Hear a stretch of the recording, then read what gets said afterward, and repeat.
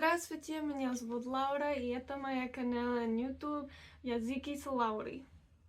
Hello everyone, my name is Laura, and this is my channel Languages with Laura. Today we are going to talk about language decay in your language learning, what it is and how to prevent it.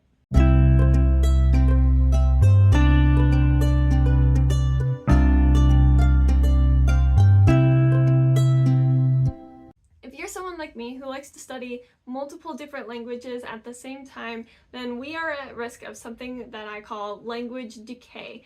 And this is where, when you're studying multiple languages, sometimes if you don't practice one after a while, you start to forget things. Now, do not worry, because the first thing to know is it's always so much easier to relearn a language than it is to learn it the first time around.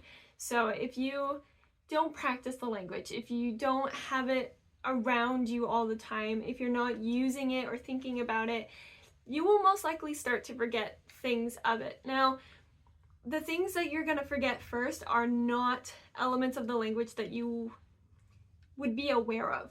You know, when you start learning a language and you learn how to introduce yourself and all of those beginner phrases, very basic sentences, that's going to take the longest to be forgotten because it's been practiced the most. You are always using it when you introduce yourself to new people. You are always using basic sentence structure, no matter what you're using that language for. It is the other elements of the language, grammar structures that you don't use very often, words that you don't use all the time, or even just comfortability of the language in your mouth. Not using a certain sound or having a long sentence tumble out at any given moment, that's going to become more uncomfortable the less you use the language, and it's more likely to be the first things that decay. We forget about it. We don't know how to use it. We stumble across it when we do try to use it after not using it for a while. What do we do? It can be really difficult because, I don't have time to sit down and do 5 or 6 language lessons every day. And even if I did have time to do that, I would not want to. That is just too much. And that's even not doing an hour for each language. Like, even just doing half an hour every couple of hours, that's just too much in one day. My brain, the way I do things, I can only do 1 or 2 language lessons a day because I don't want to get these languages confused. I want to actually devote real time to learning them, studying them, practicing them, getting comfortable with them. So having every single language every day, even if I had the time, just no. No, thank you. That doesn't mean I want to forget what I learn. That's the tricky balance of this, is how do we not forget what we've already learned when we're not currently concentrating on the language. I tend to go through a month or 2 or even longer where I focus on 1 or 2 languages. This is tricky for me right now because I am still in college, and so I am still using Spanish almost every day for my Spanish class. I have an arranged time every day that I can only speak Spanish. And then the other language at my current constant disposal is French, because my partner speaks French, and so if we need to talk in another language, or we want to, like, we just kind of feel like it, we typically go to French. This is slightly shifting because we do both know a little bit of Wolof now, so sometimes we will speak a bit in Wolof, but for the most part, French is the other language that I'm most likely and most commonly using outside of English and Spanish. This is also partly because my Spanish professor is from France.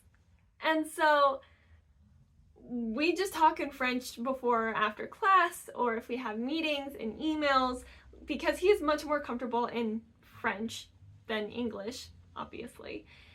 And it's just great practice for me. And because I'm still in school, I don't have much time outside of my Spanish class, my homework, and my other classes to devote to my language learning. So then how do I not forget my Arabic? How do I not forget my Russian? I am also really trying to concentrate on German right now because I will be going to Germany in the spring.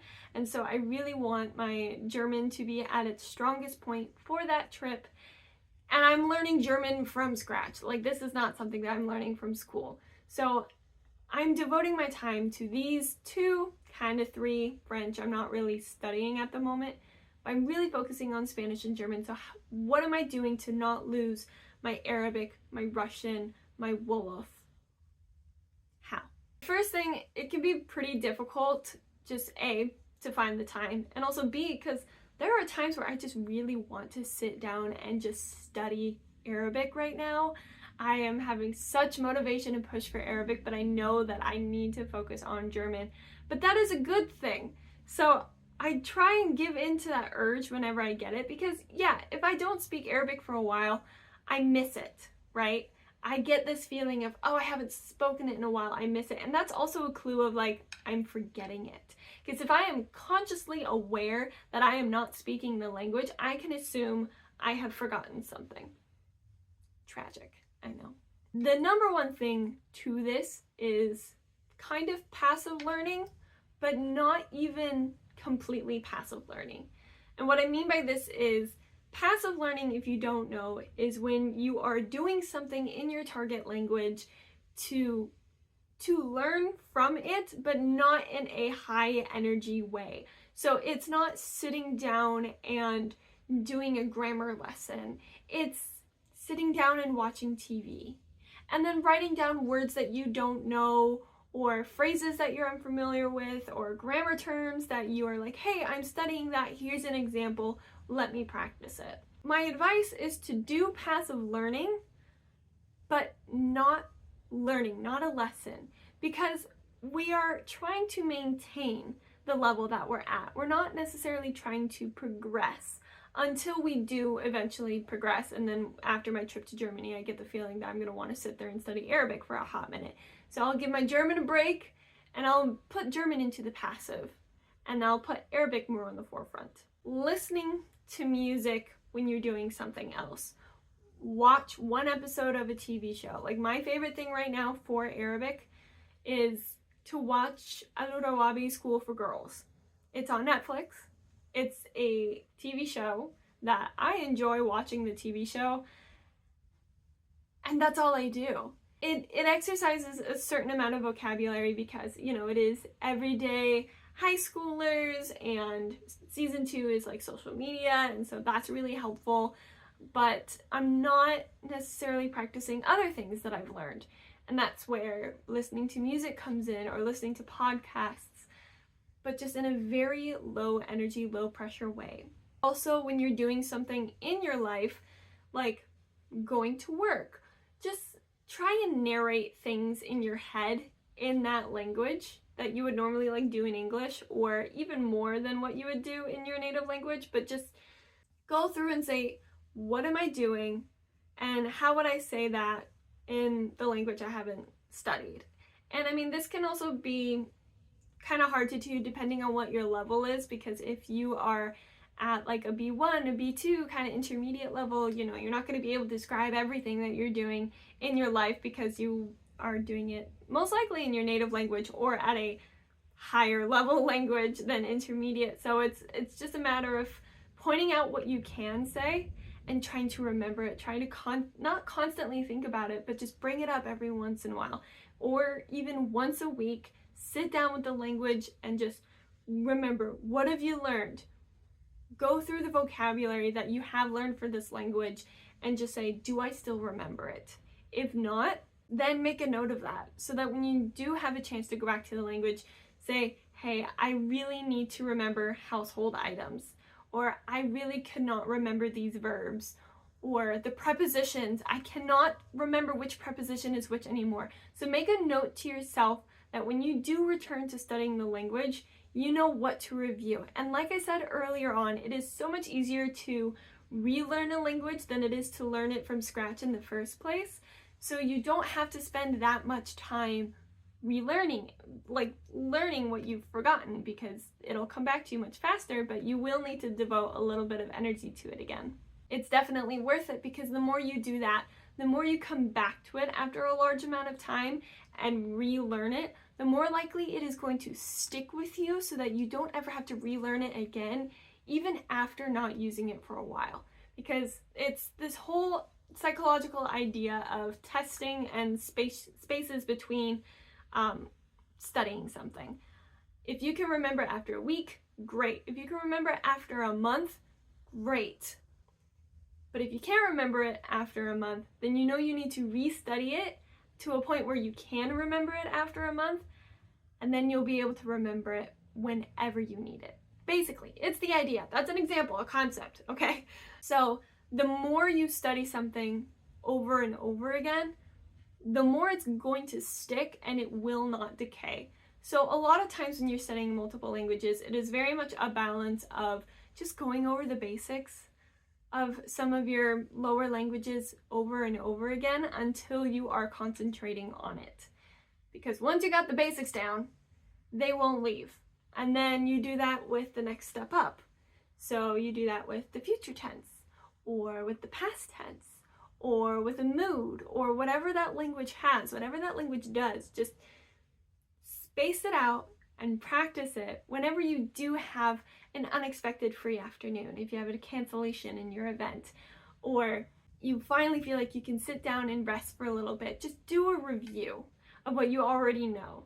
And then that way you're not trying to push yourself to increase to something new, but you're solidifying what you already have to try and prevent the language decay. Another piece of advice I have for maintaining languages and having them just kind of appear in your everyday life is to put your phone in one of those languages, but also put some of your apps in one of those languages. For example, I have games on my phone that I play, like a lot of people do, and one of them is, it's kind of like the New York Times. It gives you 16 words, and there are 4 categories, each with 4 words that relate to each other in some way. I actually play this game in French, and I have a friend who plays this game in Spanish. So find fun games, puzzles, things like that. Or another game that I love is the ones where it gives you clues. It gives you a little diagram, and you've got like names of one thing here and then objects here, and it says so and so had this object, and you have to put the little check mark there. If you know what I'm talking about, great. If not, just think of other fun games that involve words that you would enjoy and put that in a different language. So then you're playing your game, you're having fun, but it's in a target language that you're not currently practicing. Because I find that in playing my little category game in French, I am even learning words and using words that I just would not find myself using on a daily basis, but also that there are important to know, or it's good to know. So having fun little apps outside of things, so it's not just music and TV show and things that take a long time to listen to or chunk out of your day, but also just those fun little mini games, the little things that you find yourself doing every day. See if there's a way you can put those in one of your passive languages to just keep it alive, keep it fresh, interesting.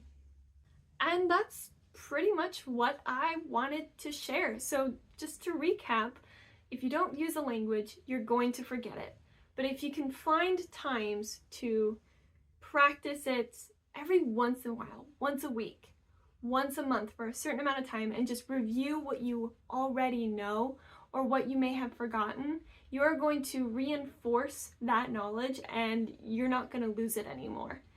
And then when you get a chance to increase that language, then you do that, and then when you take another break, review it. So like, as I said, I'm currently working on my Spanish, my German, a little bit of French, but about once every 2 weeks, I like to sit down and watch a TV show in Arabic.